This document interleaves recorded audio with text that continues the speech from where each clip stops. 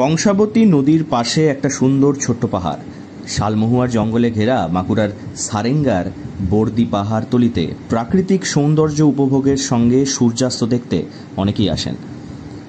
বাঁকুড়া জেলার এটি একটি আপেক্ষিকভাবে নতুন পর্যটন কেন্দ্র, যার নাম বর্দি পাহাড়। পাহাড় নয়, এটি একটি ছোট্ট টিলা।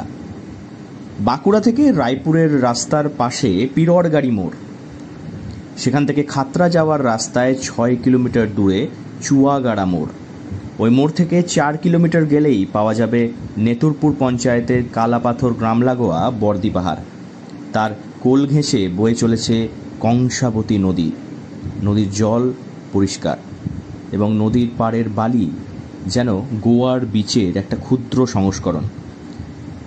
নদীর তীরে কালাপাথর গ্রামে রয়েছে একটি ঝর্ণা, স্থানীয় মানুষের কাছে তা কালা ঝর্ণা নামে পরিচিত। এই নদীতে চাইলে আপনি বোটিংও করতে পারেন। পাহাড় বাদেও রয়েছে একটি ইকো রিসর্ট।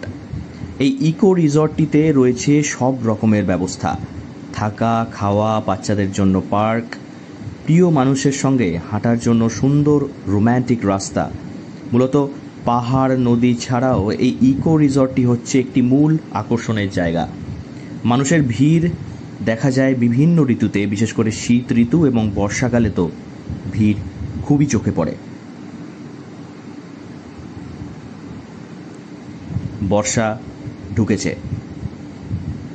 এই বর্ষায় আপনি যদি একটু ঘুরে দেখতে চান অজানা অচেনা বাঁকুড়া, তাহলে অবশ্যই মিস করবেন না কিন্তু বাঁকুড়ার বর্দি পাহাড়, বাঁকুড়ার এই নদী এবং বর্দি পাহাড় ইকো রিসর্ট।